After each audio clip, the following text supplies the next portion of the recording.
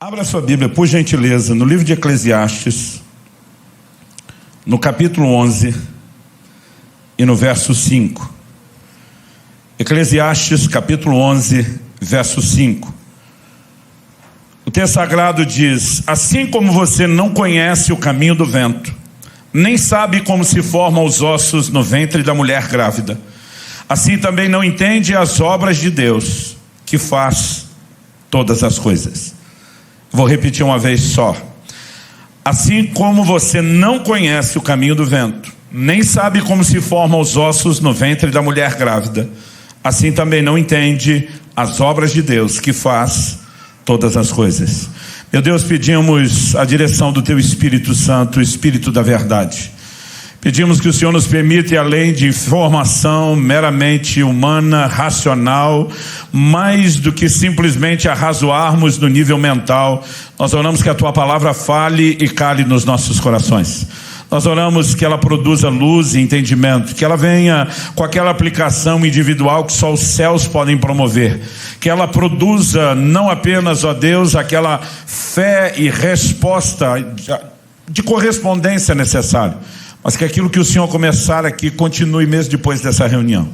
E nós te damos glória, honra e louvor pela certeza do que o Senhor não apenas vai falar, mas também fazer nas nossas vidas. Em nome de Jesus. Amém.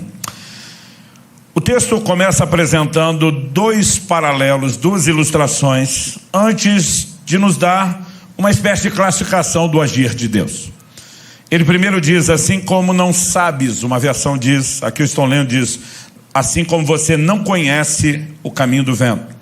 Depois diz: nem sabe como se formam os ossos no ventre da mulher grávida. Depois dessas duas ilustrações, ele diz: assim também não sabes, do mesmo jeito que você não sabe uma nem outra, assim também não sabes as obras de Deus, que faz todas as coisas. Essa palavra traduzida nas versões mais antigas como não sabes, aqui na Nova Almeida atualizada, ela apareceu como não conhece, depois não sabe e depois não entende, embora no original seja exatamente a mesma palavra. Acredito que essas tentativas de traduções diferentes visam apenas dar um significado mais abrangente, porque essa palavra, ela significa literalmente, no seu sentido primário, conhecer. Algumas possibilidades de expandir sua tradução é incluir junto com conhecer a ideia de perceber. Entre o conceito de percepção, existe nos léxicos uma menção específica de perceber e ver, ou seja, percepção visual. E acredito que justamente essa ideia de percepção visual é a que mais cabe no contexto. Porque quando ele diz assim como você não conhece o caminho do vento, ele basicamente não está falando apenas de algo que não se conhece, mas de algo que não se vê. Porque, por exemplo, eu posso saber em que direção o vento está soprando, pelo simples fato de que a brisa tocando o meu rosto denuncia. Ou observando as folhas de uma árvore balançando, eu sei, o vento está soprando para lá. Ainda que seja algo invisível aos nossos olhos, nós temos uma certa evidência. Mas nós temos hoje conhecimento não só de como as correntes de ar funcionam, a própria temperatura do ar produzindo movimento e circulação. Nós podemos até num determinado momento dizer está soprando para cá, mas nós não sabemos, como os antigos diziam, onde é que o vento faz a curva, onde é que a coisa muda. Eu, quando garoto, sou parte de uma geração anterior à do videogame. Parte da nossa diversão era soltar pipa. E uma hora a pipa está erguida para um lado porque o vento está soprando para lá. Daqui a pouco mudou completamente.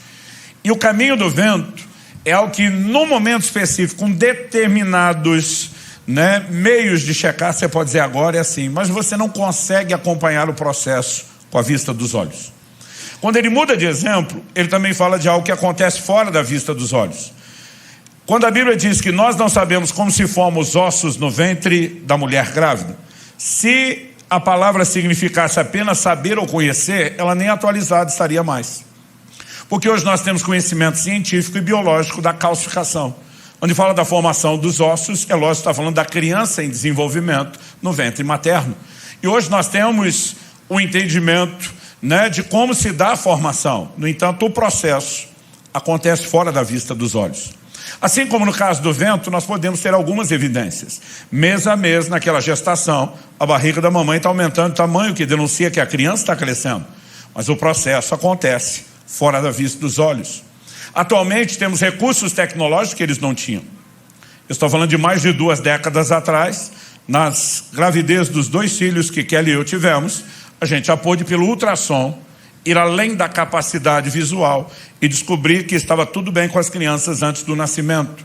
Eles naquela época não tinham nada que permitisse furar esse bloqueio da incapacidade de visualizar o processo. Mas mesmo nós hoje, nós temos pequenos vislumbres. A maior parte do tempo, o processo ainda acontece fora da vista dos olhos. E é depois de definir como um padrão e uma alegoria esses 2 exemplos de coisas que não são visíveis aos olhos, que a Bíblia diz, assim também não sabes, não conheces ou não entendes o agir de Deus, que faz todas as coisas. Ou seja, a Bíblia garante que Deus está agindo em tudo, mas não é porque Ele está agindo em tudo que significa que eu e você consigamos reconhecer o processo. Nós podemos até ter a evidência de alguns resultados, mas não acompanhar o processo. Porque o processo, assim como o caminho do vento, assim como o desenvolvimento da criança no ventre da mamãe, ela é, ou ele é, invisível aos nossos olhos. E o tema da minha mensagem hoje é o agir invisível de Deus. E há muitas razões pelas quais, biblicamente falando, nós podemos enumerar Deus ter escolhido agir de forma que é invisível aos nossos olhos. O primeiro deles, e é um dos focos da minha mensagem, embora eu não vou gastar tempo detalhando isso, diz respeito à fé. A Escritura diz que o justo viverá da sua fé. E o que é fé? Hebreus 11:1 diz que é a convicção de coisas que não se veem. E segundo aos Coríntios, no capítulo 5, no verso 7, Paulo diz, visto que andamos por fé e não por vista, porque andar por fé não é andar pela vista dos olhos. E o Deus que nos chamou a andar em fé, Ele está dizendo que eu e você não precisamos do testemunho visual para que a gente possa acreditar ou confiar. Então Deus pode seguir agindo de forma invisível aos nossos olhos e a gente pode seguir crendo que Ele age em todas as coisas, mesmo que a gente não esteja no controle do desenvolvimento do processo. Mas eu quero dar um pouco mais de ênfase, embora o propósito da minha mensagem hoje seja fortalecer sua fé e confiança. Eu quero dar um pouco mais de ênfase a um outro aspecto, que eu já vou explicar na sequência. Em primeiro lugar, eu gostaria de destacar que o agir de Deus, ele vai além da nossa compreensão. Vai além da nossa compreensão, porque a mente de Deus, que tem planos em execução, é muito superior à nossa. E nós não temos a menor condição de acompanhá-lo. 1 Coríntios 2,14 diz que o homem natural, a palavra traduzida do natural é psíquico, entrega ao psique sua mente. Ele não entende as coisas do Espírito, porque lhe parecem loucura. Isaías 55, 8 e 9 diz que os caminhos de Deus são mais altos que os nossos. Por quê? Porque os pensamentos de Deus também são mais altos que os nossos. Então, planos e projetos estabelecidos por Deus determinam caminhos mais elevados do que seriam os nossos, porque nós não temos a capacidade de pensar, projetar, planejar, muito menos gerenciar como Ele tem. Agora, há algo interessante para se destacar nesse processo. Em Provérbios, no capítulo 25 e no verso 2, e é interessante reconhecer que essa declaração, embora inspirada pelo Espírito Santo, é feita por ninguém menos do que Salomão. Um homem que teve conhecimento e sabedoria que atraía pessoas de longe para ouvi-lo dissertar sobre muitas coisas. Ele diz em Provérbios 25:2, a glória de Deus é encobrir as coisas, mas a glória dos reis é investigá-las. Outra tradução diz, a glória dos reis é esquadrinhá-las, mas a NVI diz, é tentar descobri-las. Ou seja, enquanto Deus se gloria por encobrir, por esconder, os homens se gloriam por tentar detalhar. São características de cada um. Eu sei que Deus, na sua grandeza, senhorio, soberania, Ele não nos deve satisfação de tudo que Ele faz. Mas a questão não é que Deus escolheu agir de forma que a gente não entenda apenas por má vontade de comunicar o que Ele faz. O que nós precisamos entender é o oposto. Ele intencionalmente escolheu não mostrar tudo o que faz, e Ele tem razões para isso. Eu lembro de quando garoto, ouvi meu pai citando várias vezes um texto da Bíblia. Deuteronômio 29 diz, as coisas ocultas pertencem a Deus, as reveladas a nós e nossos filhos para sempre. Ou seja, no reino de Deus nós temos coisas que Deus revela, Mas nós temos coisas que Deus mantém oculto. As que Ele revela é porque assim Ele aprove revelar. As que Ele decidiu não comunicar é do direito dEle não dar satisfação. Mas nós precisamos entender que isso é mais do que uma decisão arbitrária, teimosa, sem fundamento. Ela é fruto de uma sabedoria que é além da nossa capacidade de mensurar. E eu quero chamar a sua atenção para algo, que quando a Bíblia estabelece um padrão de que a mente humana não acompanha a mente divina, eu brinco que até Deus, querendo explicar, teria um problema enorme, que era se fazer entender por seres de uma mentalidade muito inferior. A mesma Bíblia também mostra que Satanás, o arqui-inimigo de Deus, nosso adversário e opositor, ele também tem dificuldade de entender o agir de Deus. E na verdade esse é o segundo elemento que eu quero explorar na mensagem hoje.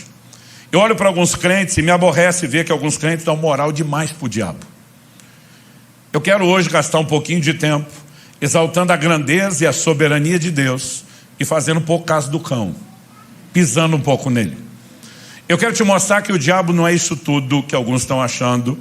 Eu quero te mostrar que a Escritura nos apresenta uma visão que é importante na fundamentação da nossa fé.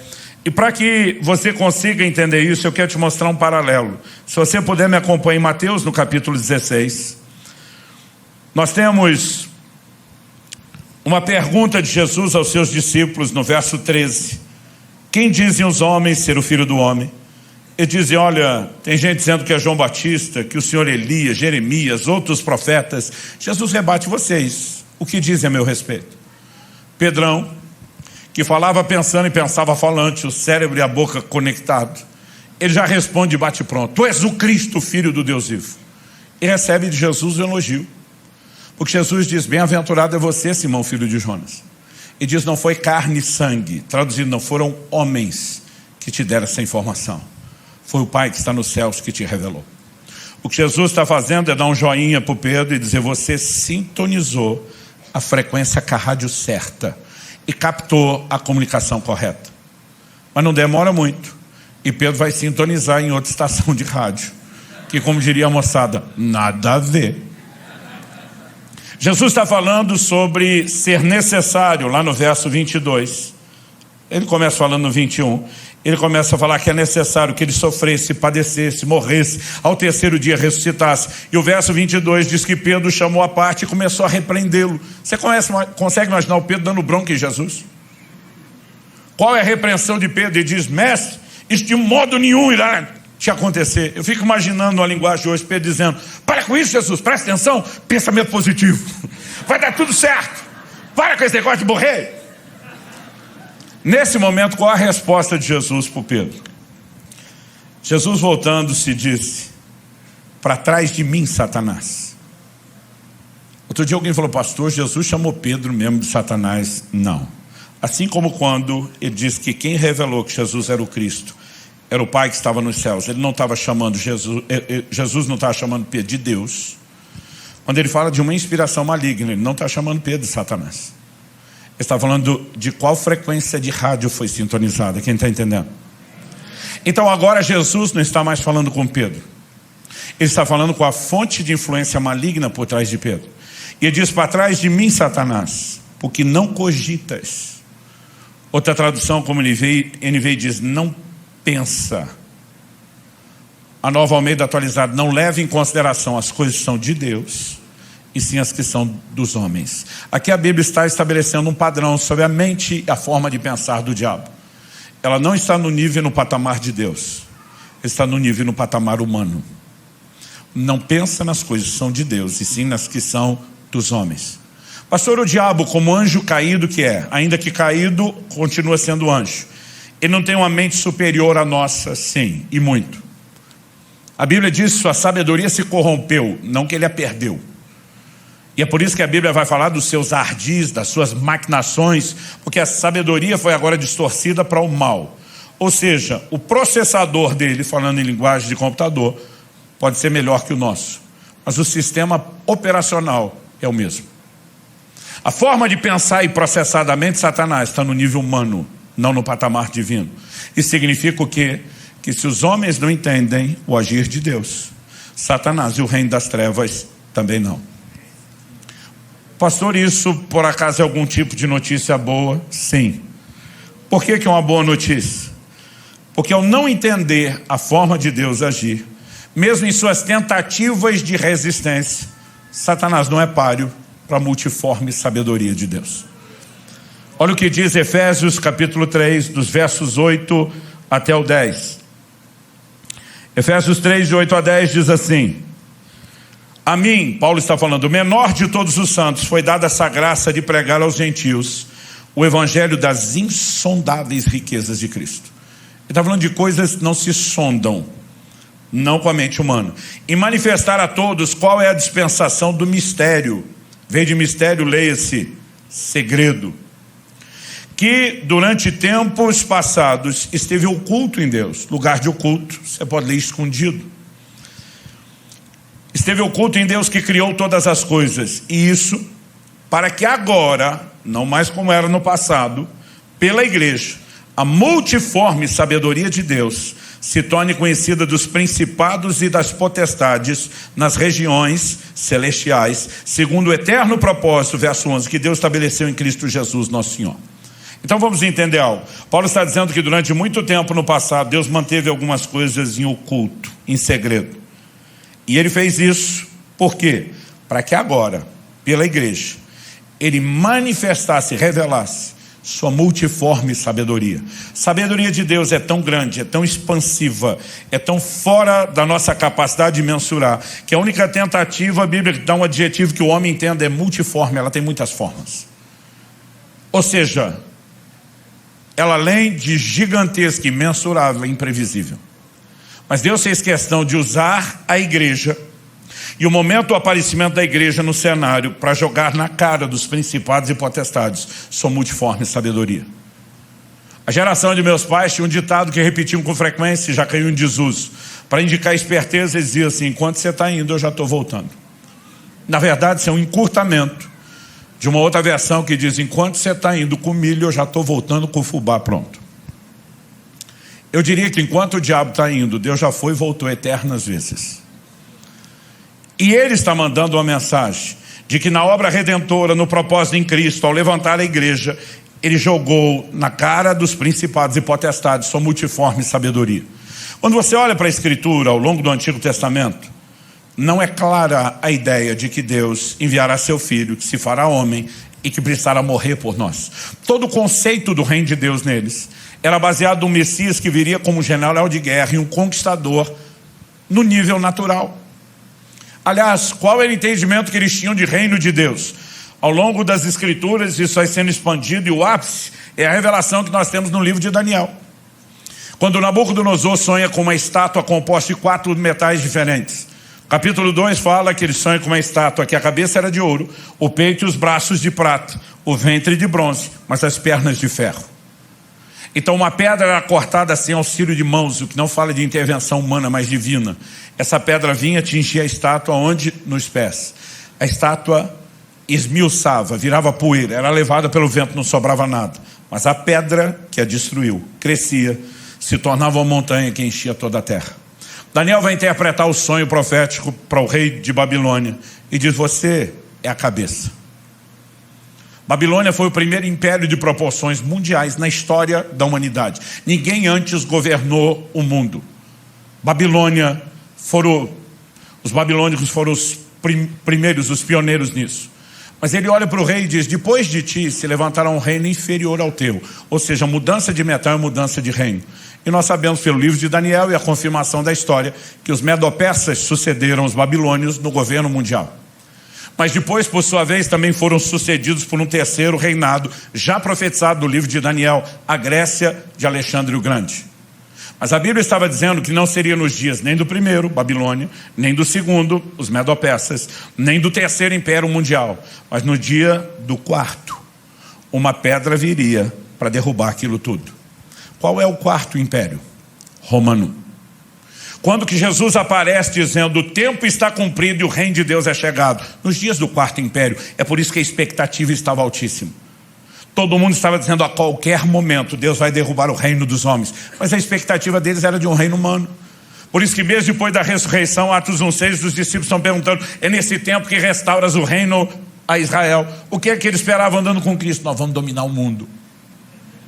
A Bíblia diz que Tiago e João, com a ajuda de mamãe, vão interceder para Jesus, dizendo: Senhor, quando te assentares no trono da tua glória, permita que a gente se sente um à sua esquerda, outro à sua direita. O que os dois estavam pedindo? Deixa a gente ser ministro da fazenda e do planejamento. Deixa a faca e o queijo na mão da família. E a Bíblia diz que os 10 se revoltaram com isso. Por que revoltaram? Porque também queria os lugares à direita e à esquerda de honra. A maioria deles teve dificuldade para enxergar o aspecto espiritual. Por quê? Porque essas profecias não eram tão claras. Por que não eram tão claras? Deus fez questão de manter oculto, não apenas dos homens, mas do reino das trevas. Quando Jesus se manifesta, o diabo está vendido, perdido na história. A insinuação por meio de Pedro é: para que morrer? Desiste dessa ideia, nada disso. Mas quem que entra em Judas depois para negociar a venda e a traição de Jesus? O próprio Satanás. Outro dia alguém falou: pastor, bipolaridade. Eu falei: não, estava perdido. Ele não sabe se para o processo de declaração de Jesus de morte, ele não sabe se o encaminha de vez para a cruz para tentar eliminar a ameaça. E o fato é que, ao tentar se livrar de Cristo, sem que entendesse o que estava fazendo, o diabo cooperou para que a obra da redenção acontecesse. Por que ele fez isso? Porque ele queria cooperar com o plano de Deus? Não. Imagina Deus, uma linguagem de hoje para você entender, olhando do céu e dizendo: sabe de nada, inocente. Anos atrás eu vi uma declaração da irmã Valnice Milhomes que eu gostei e incorporei no meu vocabulário. Ela dizia: assim como nós armamos ratoeiras para pegar ratos, Deus arma sataneiras para pegar Satanás. Ele coloca armadilhas diante de alguém que não consegue entender os movimentos divinos. E mesmo quando ele tenta se opor, ele acaba reincidindo num comportamento. Ele coopera com Deus. Eu sei que a ideia de Satanás a serviço de Deus é assustadora para alguns, mas esse aparente paradoxo, essa aparente contradição, ela precisa ser entendida e explorada na Bíblia. O diabo não acabou cooperando só para que a morte de Jesus acontecesse. Durante todo o Antigo Testamento, ele imagina que o povo do reino, todo o reino, precisa não só de um rei, precisa dos súditos. Ele imagina que a descendência natural de Abraão. Até porque Deus fez promessas a Abraão e a sua descendência. Mas Deus disse para Abraão: sua descendência será numerosa como a areia do mar. Ele está falando de algo numeroso, incontável, sim. Mas Deus também disse: ela será numerosa como as estrelas do céu. O que ele estava dizendo? Só de outra coisa numerosa e incontável? Não, ele está dizendo: eu vou te dar uma linhagem terrena, mas eu também vou te dar uma linhagem celestial. É isso que João tenta explicar. Veio para o que era seu, a linhagem natural, mas os seus não receberam. Mas a todos quantos o receberam, deu-lhes o direito de serem feitos seus filhos. E Paulo vai explicar que os gentios são os filhos da fé. Aos romanos ele diz que nós fomos simplesmente enxertados na oliveira. E o que eu estou tentando te apresentar aqui? O conceito de povo de Deus, olhando só para a perspectiva de Israel natural, era incompleto. No Antigo Testamento, toda a oposição de Satanás se vira contra esse povo. O livro de Esther conta a história de como num dia tentaram exterminar uma raça inteira. Mas quando o diabo acorda, ele não só perseguiu o povo errado, empurrou Jesus para a cruz, contribuiu com o plano de salvação, mas ele assiste debaixo do seu nariz a fundação e o levantamento da igreja. E a Bíblia diz: por meio da igreja, Deus está manifestando sua multiforme sabedoria. Deus está dizendo para os principados e potestades: sabe de nada, inocente. A hora que ele percebe o que aconteceu é tarde, a igreja começou, o evangelho está sendo pregado com poder, um avivamento está acontecendo em Jerusalém. Mas Deus tinha dito: vocês vão receber poder ao descer sobre vós o Espírito Santo, e vocês serão minhas testemunhas onde? Jerusalém, Judéia, Samaria, até os confins da terra. Está falando de progressão. É quase como se dissesse São Paulo, região metropolitana, o estado, o país. Ele está falando de progressão. Mas ninguém saiu de Jerusalém. Pessoas vinham da Judéia, mas eles não estavam indo à Judéia. Mas Atos 8:1 diz: se levanta grande perseguição contra a igreja, porque agora o diabo vira o canhão de Israel para a igreja. E quando a perseguição começou, e ela foi intensa, Atos 8:1 não só diz que foi uma grande perseguição, mas Atos 8:4 diz que todos, exceto os apóstolos, foram dispersos. Estamos falando de uma igreja de milhares e milhares e milhares de pessoas, e só sobraram os apóstolos. Mas a Bíblia diz: por onde eles passavam, fugindo da perseguição, eles pregavam o evangelho.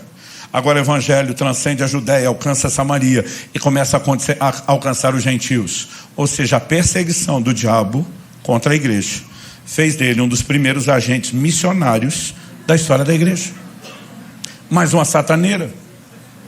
Nós temos muitas delas ao longo das escrituras. Martinho Lutero, o grande reformador, dizia: o diabo é o diabo de Deus. O que é que ele estava tentando dizer? Ele não está fora de controle. Eu vejo uns crentes que ficam apavorados, com medo do diabo, do reino das trevas, como se ele fosse muito mais do que é. Meu querido, a Escritura diz que maior é aquele que está em nós do que aquele que está no mundo. Mas algo que nós precisamos entender é que a Bíblia não apresenta um diabo fora de controle. Outro dia uma pessoa veio falar comigo, não, e ela falava baixinho assim, olhando para o lado, porque o caborja, e o que é o caborja? A pessoa dava assim, não, fala baixo. É dizer, é o diabo. Eu falei, por que tu está chamando o diabo de caborja? Para ele não ouvir. Com medo. Eu falei, gente, nós precisamos rever essa nossa teologia. Houve uma época em que a igreja, chamada para entender batalha espiritual, começou a andar numa neurose, com medo, olhando para trás, por cima dos ombros. Ao que eu e você precisamos compreender, o diabo não está fora de controle. Alguém o rotulou como uma espécie de cachorro na coleira, só vai até onde o tamanho da corrente permite. O diabo tem movimentos que são restritos pelo próprio Deus soberano. 1 de Pedro capítulo 5 verso 8 diz: o diabo, vosso adversário, anda em vosso derredor, bramando como leão, buscando a quem possa tragar. Ele pode tragar qualquer um? Não. É por isso que Efésios 4:27 diz: não deis lugar ao diabo. Nós temos um muro de proteção à nossa volta. E se você não dá, na linguagem dos crentes antigamente, brecha, ele não tem direito de entrar. Aliás, Tiago 4:7 diz: resistir ao diabo e ele fugirá de vós. 1 de Pedro 5:9, na sequência, depois de dizer que ele está buscando quem possa tragar, diz: resistir e firmes na fé. Tipo, não dá moral para ele não. Quando chegar a hora certa, Apocalipse 20 diz que um anjo descerá do céu e prenderá Satanás numa cadeia por 1000 anos. Um anjo. Não vai precisar de Miguel e todas as hostes angelicais. Um anjo só vai tirar Satanás de circulação. Mas a Bíblia diz por 1000 anos. E diz: quando os 1000 anos se completarem, importa que ele seja solto por um pequeno período de tempo, porque vai fazer um último servicinho para Deus, antes de ser lançado no lago de fogo e enxofre. E quando eu li isso, quando criança, do lago de fogo e de enxofre, eu dizia: bem feito. Ao que eu e você precisamos compreender é que ao longo das escrituras nós não enxergamos um Satanás fora de controle. Por mais que ele tente se opor em rebeldia a Deus, tente você imaginar o desafio de jogar xadrez, não só com o criador do xadrez, com a mente mais exímia possível para jogar o jogo, e que além de tudo isso, ele sabe antecipadamente todos os movimentos que o seu oponente vai fazer. Como é que alguém ganha esse jogo dessa pessoa? A Bíblia apresenta um Deus que não é só onisciente, mas é presciente, sabe tudo de antemão. Esse Deus é onipotente, é o Todo-Poderoso, onipresente. Com tudo isso, você acha mesmo que ele está fora do controle? Agora, o que nós precisamos entender e compreender é que às vezes esse Deus, por razões que não entendemos, porque tem um agir que é invisível aos nossos olhos, ele permite ações satânicas. Ou seja, biblicamente falando, existem permissões divinas para ações satânicas. Os historiadores dizem que Martinho Lutero, o reformador, hoje é o dia de falar dele, ele queria tirar o livro de Tiago da Bíblia, porque ele foi o cara que trouxe a revelação de volta para a igreja, da salvação pela fé e não por obras. E quando ele lia Tiago dizendo: me mostra sua fé que eu te mostro minhas obras, ele não conseguia conciliar as declarações, ele não viu o quadro completo. Ele achava que aquilo era contraditório e dizia: não merece estar na Bíblia. Se dependesse dele, o livro de Tiago tinha saído da Bíblia. Eu nunca me preocupei em tirar o livro de Tiago da Bíblia, mas se eu pudesse tirar um, teria sido o livro de Jó. Porque quando eu li o livro de Jó, me dava um desespero.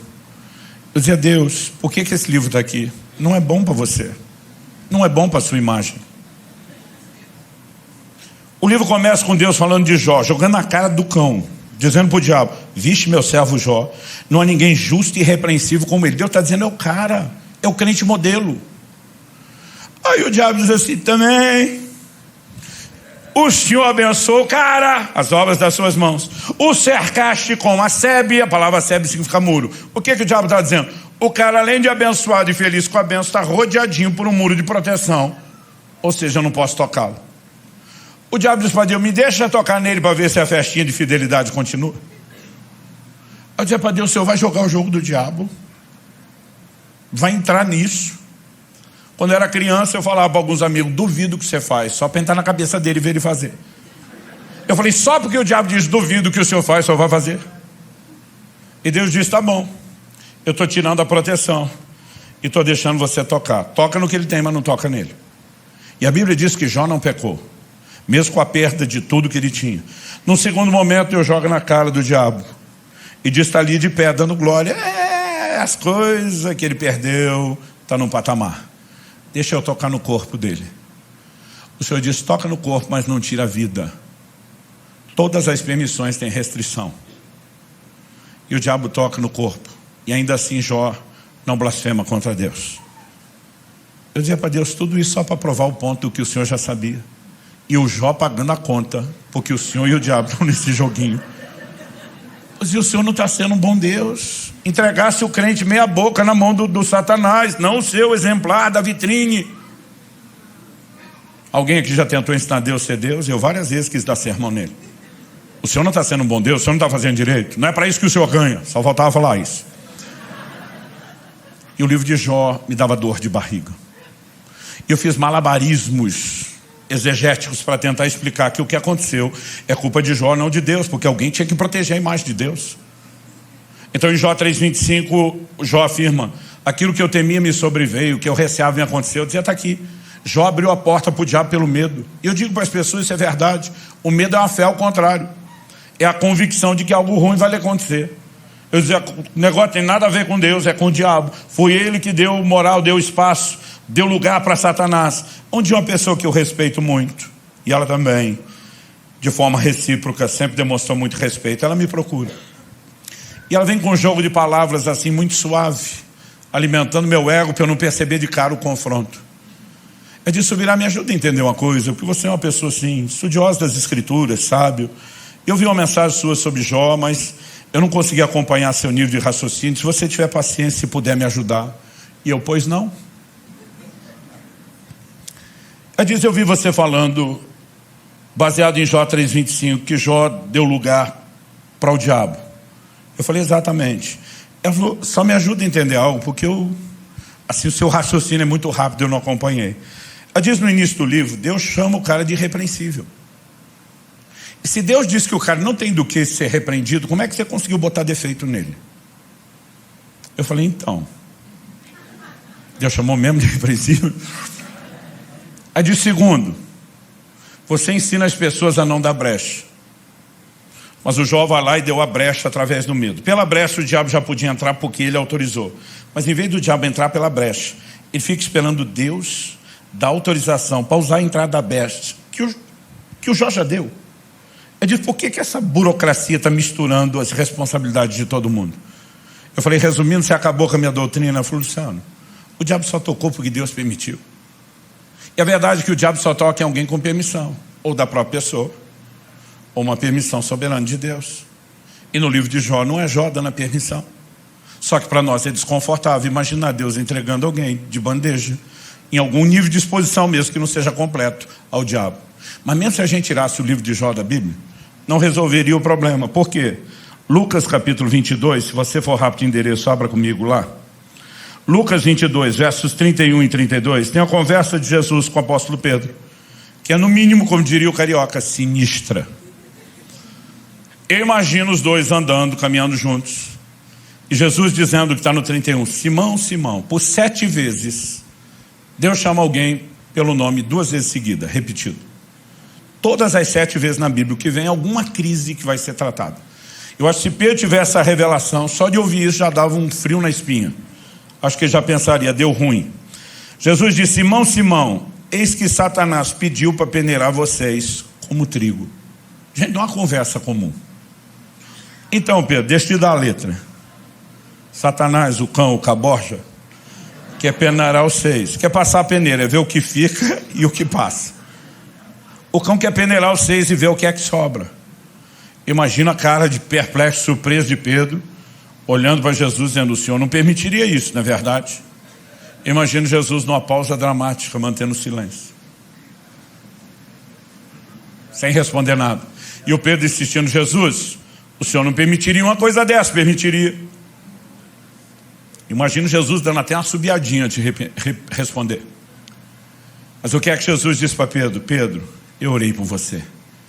Imagino já Pedro querendo dar um suspiro: graças a Deus não vai acontecer. E Jesus termina: para que a sua fé não desfaleça. Resumindo, permissão concedida, a peneira vai comer solta.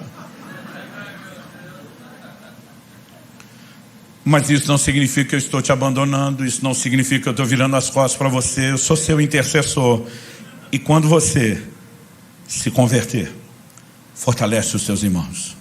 Sabe o que Jesus está dizendo? O fato de eu dar uma permissão divina para uma ação satânica contra você não significa que eu te abandonei, e nem que eu não possa tirar lucro dessa situação. Eu estou intercedendo para a sua fé não desfalecer. Mais do que isso, quando você se converter, porque esse processo não vai te destruir, vai te aperfeiçoar. Usa o seu crescimento para fortalecer os seus irmãos. Não dá para negar isso, gente. E se a gente tirasse esse texto da Bíblia também, aí você vai ter que lidar com Apocalipse 2:10, carta ao anjo da igreja de Esmirna. O diabo está para lançar alguns de vós na prisão. O diabo, Deus diz que é o diabo. Ele não só diz: gente, uma casualidade aí vai rolar. Ele está dizendo: é o diabo. Mas ele não diz: usa a autoridade do crente, repreende em nome de Jesus. E há momentos que é assim que nós vamos lidar. Ele só diz: ser fiel até a morte, e dar-te-ei a coroa da vida. O que é ser fiel? Não é apenas comprometido. Fiel é de fato a atitude daquele que tem fé. O que ele está dizendo é: fica comprometido como um sinal de que você continua crendo. Não há razão para duvidar. Mesmo que por alguma razão que você não entenda, eu permita o diabo te arrastar para a prisão. Confia em mim. Deus não tem que ficar dando satisfação do que faz por que faz. E ele tem uma forma de agir que é invisível aos nossos olhos. Mas nós temos uma declaração de Jesus a Pedro no momento do lava-pés. Ele diz: Pedro, o que eu faço não entenderás agora, entenderás depois. Ou seja, ele está dizendo: você não precisa entender nesse momento. Nesse momento você precisa confiar. Mas a boa notícia é que em algum outro momento nós poderemos entender. Talvez ainda nessa vida, talvez no porvir. Eu gosto de uma frase, por isso que eu brinquei que hoje é o dia de citar Lutero, também atribuído a Lutero. Ele diz: não sei por quais caminhos Deus me conduz, mas conheço bem o meu guia. Eu e você não precisamos conhecer os caminhos nem os processos. Nós sabemos os resultados onde Ele vai nos levar. Adversidades que Deus permite não significa que Ele deixou de estar comprometido, nos amando, preocupando com cada um de nós, cuidando de cada um de nós. Olha os amigos de Daniel, foram lançados na fornalha de fogo por fidelidade a Deus. Não me parece um bom prêmio ou recompensa? E um dia eu vi um pregador: o fogo não queimou nada. Eu pensei: não é bem assim. A Bíblia diz que o fogo não queimou um fio de cabelo, eles não tinham cheiro de fumaça, não mudou as roupas, mas o fogo queimou uma coisa. Por 3 vezes, a Bíblia enfatiza que os 3 foram lançados na fornalha amarrados. Mas o rei Nabucodonosor, surpreendido, olha e pergunta para aquela turma em volta que ganha para concordar com ele: nós não lançamos 3 homens amarrados no fogo? A turma diz: é verdade, rei. E diz: eu vejo 4 homens soltos. O fogo queimou as cordas que os prendiam. Porque Deus tem o poder de usar as circunstâncias adversas para nos libertar das nossas próprias amarras, para nos fazer crescer, para nos aperfeiçoar e para garantir que não virou as costas num processo que pode ser doloroso. Ele manifesta sua presença. O 4º homem na fornalha é uma prova disso. E Jesus prometeu: eis que estou convosco todos os dias, até a consumação dos séculos. Faça chuva, faça sol, dia de eclipse. Ele prometeu que estaria conosco todos os dias. E o que eu e você precisamos é confiar. Por quê? Romanos 8:28 diz: todas as coisas cooperam juntamente para o bem daqueles que amam a Deus e são chamados segundo o seu propósito. Todas as coisas. Se tem alguém que pode acreditar na teoria da conspiração, é o crente.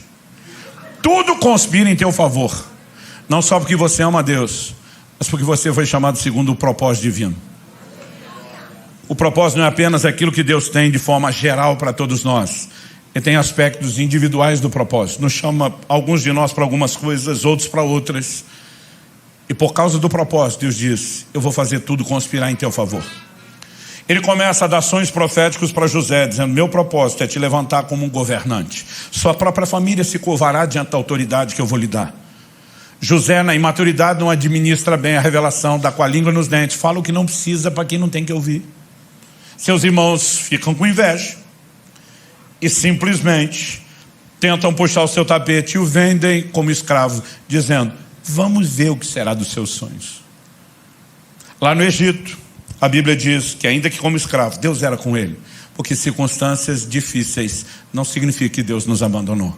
Ele cresce e prospera na casa de Potifar, mas porque é fiel a Deus, não aceita os convites e as propostas da mulher de Potifar para ir para a cama com ela. Ele injustamente é preso, agora ele vai para a cadeia. O cenário está parecendo pior do que o primeiro, mas a Bíblia diz: e o Senhor era com José. Porque as circunstâncias adversas não determinam se Deus está ou não está conosco. O que determina é a palavra e a declaração dele de que ele estaria conosco. Mas quando chega a hora certa, o José está na cara do gol, no timing perfeito, para viver o plano de Deus. Por quê? Nosso destino profético não está na mão das pessoas, nem tampouco daquelas que nos odeiam ou querem nos sabotar. O nosso destino, o nosso propósito está na mão de um Deus que pode usar até aquilo que tentam contra nós para nos colocar no lugar certo, na hora certa, para viver o plano e o propósito de Deus. Quem está entendendo? Em Gênesis 45, dos versos 5 a 8, por 3 vezes, José repete para os seus irmãos: Deus me enviou adiante de vós para o Egito. Ele diz: não foi vocês que me venderam para cá, Deus me trouxe. Por 3 vezes ele diz: Deus trouxe. Isso pode levar alguns a concluir de forma equivocada que existe uma espécie de fatalismo, de predeterminismo arbitrário. Então essas pessoas não escolheram fazer o mal contra José. Deus determinou que assim fosse porque ele queria. Será que é isso que a Escritura nos ensina? Não. Porque a explicação bíblica vem do todo da Escritura e não de parte dela. Em Gênesis 50, 20, o mesmo José, falando com os mesmos irmãos, ele diz: vocês na verdade intentaram o mal contra mim, porém Deus o tornou em bem, para fazer como estão vendo agora, que se conserve a vida de muita gente. Ele diz: a parte de vocês, eu não vou tirar a responsabilidade. Vocês tentaram me derrubar, vocês intentaram e planejaram o mal, mas Deus, para quem não há refúgio, tudo é reciclável, transformou a maldade de vocês em bem, porque eu sou fiel a Ele. Eu estou debaixo do propósito e todas as coisas cooperam para o bem daqueles que amam a Deus, são chamados segundo o seu propósito. Agora, se Deus pode usar o ataque de pessoas que não estão te apoiando, você acredita mesmo que os ataques de Satanás fogem ao controle de Deus?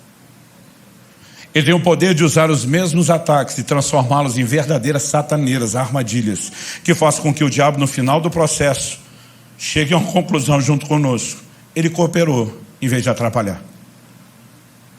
Obviamente não estou falando daquilo que a Bíblia adverte: não dá lugar ao diabo. Alguns o diabo está agindo porque eles deram espaço e não era nada do que Deus queria. Mas há outros que não cederam espaço. E alguma permissão divina está te surpreendendo.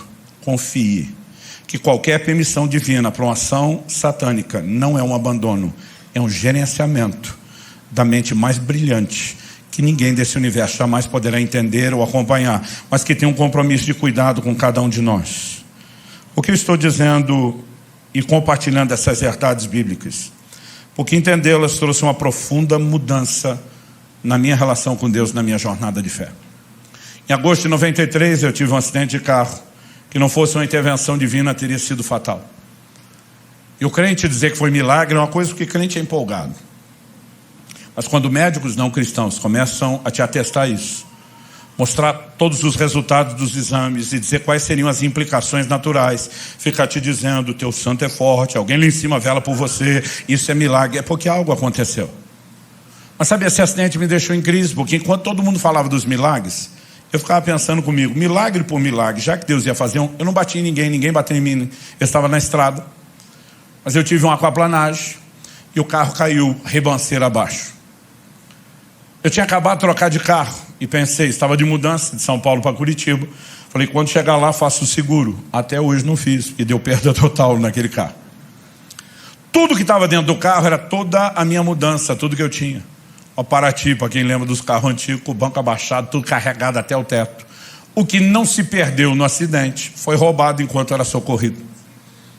Eu descubro que eu estou no hospital só com a roupa do corpo rasgada, ensanguentada, e que eu não tenho mais nada. Paralelo a isso, várias outras áreas da minha vida resolveram desmoronar tudo de uma vez, como se eu tivesse ganhado o dom do para-raio. Tudo caía em cima de mim. E eu ficava dizendo para Deus, milagre por milagre, já que o Senhor ia fazer, eu não podia ter arrumado o carro na estrada. Em vez de deixar eu me arrebentar lá na ribanceira para depois dizer, salvei você, viu? Você não dava para fazer um milagre inteiro?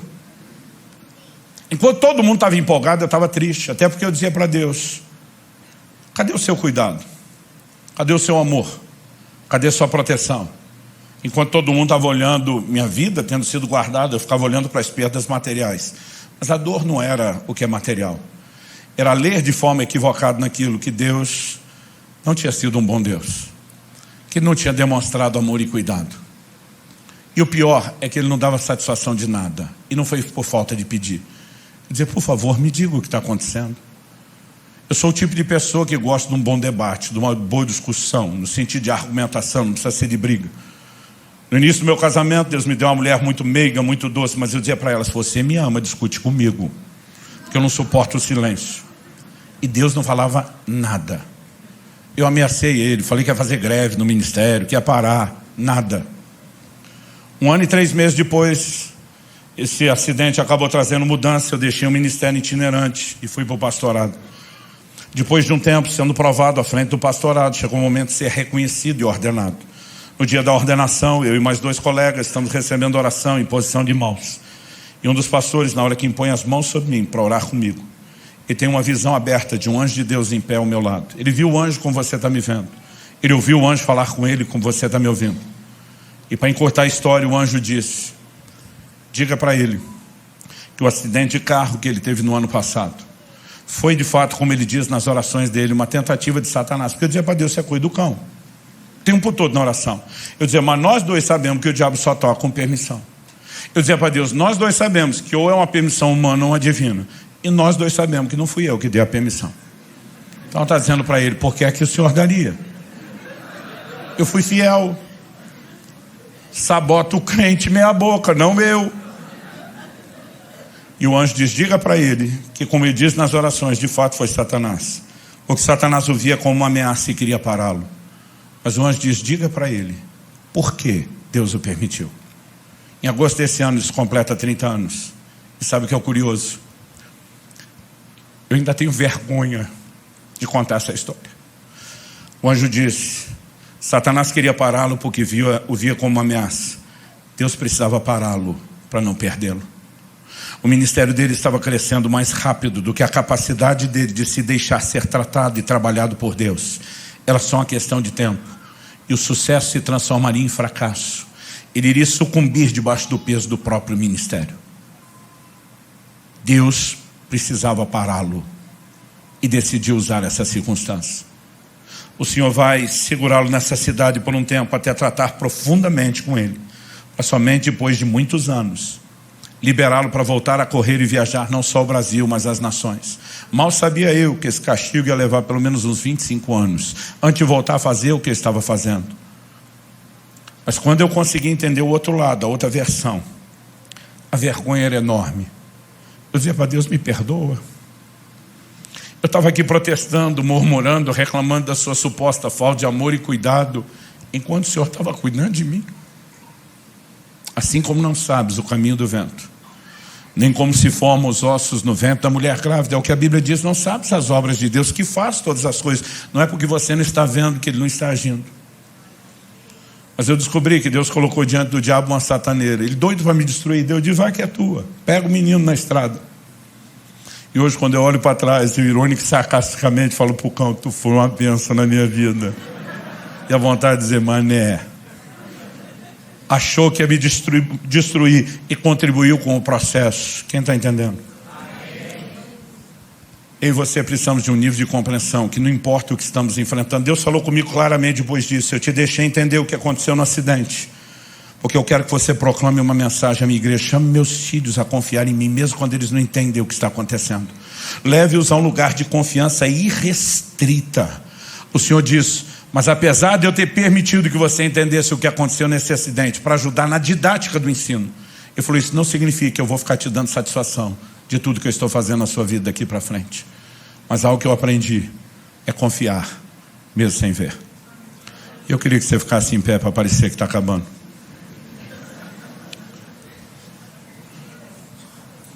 Quando eu era garoto, eu me lembro de um poema que já foi muito popular no meio cristão. O poema ficou sendo conhecido mais pelo apelido do que pelo nome. O apelido é Pegadas na Areia. Se você não conhece, eu vou resumir a história. Ele fala de uma pessoa que via toda a história e trajetória da sua vida e percebia que Deus sempre esteve ao seu lado o tempo todo. Mas quando ele olhava para a trajetória da sua história, ele via que apesar de Deus ter andado com ele naquela areia da praia a maior parte do tempo, quando ele olhava para trás nos momentos mais difíceis, ele só via um par de pegadas. E a pergunta que fazia a Deus era: aonde o Senhor estava nos momentos mais difíceis? Porque o seu par de pegadas não estava ali. E a resposta de Deus era: o par de pegadas que sumiu não foi o meu, foram os seus. Eu estava te carregando no colo. Eu vi muito esse poema. Eu nem entendia porque as pessoas se emocionavam com ele. Até entender tudo aquilo que eu passei, viver o que eu vivi, começar a entender a doutrina bíblica. Em momentos onde eu olho para trás e tenho a sensação de que ele me abandonou, eu digo: essa não é a versão real. Não tem a menor chance dele te abandonar. E diz: eu estou contigo todos os dias, convosco, todos os dias, até a consumação dos séculos. E diz: eu é que sei os pensamentos que eu tenho a seu respeito. Quando Deus fala isso para Israel, ele está dizendo: não é você que vai dizer que sabe o que eu penso. Quem sabe o que eu penso de vocês sou eu. Eu é que sei. E diz: são planos de bem, não de mal, para vos dar um futuro e uma esperança. Eu creio que nessa noite Deus quer provocar nossa fé e confiança a um novo nível de resposta. E eu creio que Ele quer derramar de forma sobrenatural nesse lugar um bálsamo. Porque muitos de vocês estão com a dor entalada aí dentro, lutando para não sucumbir a nenhuma crise de fé, mas completamente perdidos no processo. Deus está dizendo: para de procurar entender o que não sabes agora, entenderás depois. Chegará um dia onde eu não sei se Deus vai dar explicação, se nós vamos entender automaticamente. Chegará um dia onde com certeza haverá entendimento. Mas até que esse dia chegue, a fé se apoia no caráter de Deus. E um Deus está acima de qualquer suspeita. Eu queria que você falasse com Deus por uns instantes e cresce que é uma provisão sobrenatural hoje, de um bálsamo para tocar essa dor aí dentro de você, que você sabe o que é. Espírito Santo, se o Senhor não agir, terá sido só uma palestra, no máximo motivacional. Mas nós queremos no teu toque e clamamos pelo teu sopro de vida neste lugar, sobre cada um dos nossos irmãos e irmãs. Cumpre o teu propósito, o propósito pelo qual o Senhor tem liberado a tua palavra, e que a graça que acompanhe a ação do teu Espírito execute tudo aquilo que o Senhor intencionou. Nós oramos em nome...